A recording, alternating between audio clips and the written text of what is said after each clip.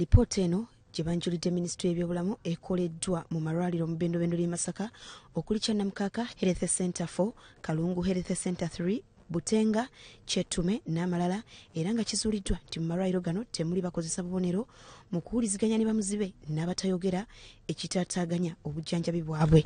So tugamba nti omuntu wabaze mu ddwaliro oba omuregistaringa omubuuza erinnya sangu nnyo n'okweyambisa okulaba bw'osobola omumubuuza n'omugamba waliwo ebintu ebimu bye tusobola okubuwa okusobozi ngamba olina obuzibu mu kuwulira.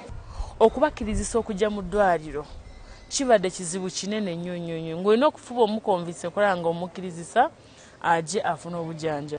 Abakugu bakola okunoonyereza ne kizuulwa nti abantu abalina akawuka akaleeta Mukenenya bangi ku bo babeera n'ekirwadde ky'akafuba olw'ensonga nti akawuka ka Mukenenya kanafuya omubiri eri ebirwadde ebirala okwegiriisa.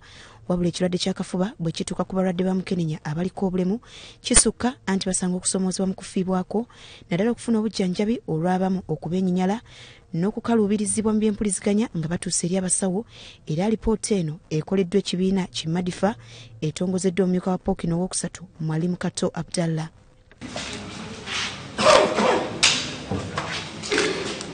Akula ekitongole Kimadifa Richard Musisi agamba nti bazudde nti abo abafuna obulemu nga bavudde ku ddagala lye bakozesa tebafiibwako era baliko amagezi ge bawadde gavumenti n'abasawo. Omuntu yenna aliko obulemu waabaze mu system bamukoleko nga kyo kirayi nga tekyetaagisibwa kuba musawo sekinnoomu. Kitegeeza atalina mutima gwa muntu abantu baliko obulemu ye tasobola kukola ki kumufaako. Dr. Isabella Mebo akula ebyokujjanjaba ekirwadde ky'akafuba mu ddwaliro ekkulu e Masaka ng'akiikidde Minisitule y'ebyobulamu asanyukidde alipoota eno kyokka n'alabula abantu ne ku kirwadde ky'ebigenge ekitandise okwegirisiza mu bantu.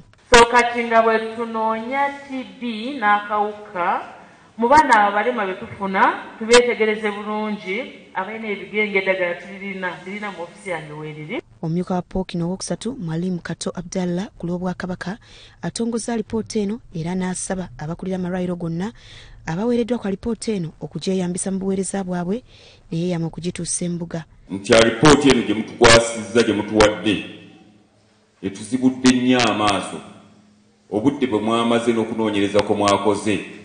Twagala okutwala omukisa guno okukakasa bannaffe abagenda okuweebwako lipoota eno tuleme kugitereka. Farida Nakaisa ne Yusufu Muuluzi, BBS Terefayina.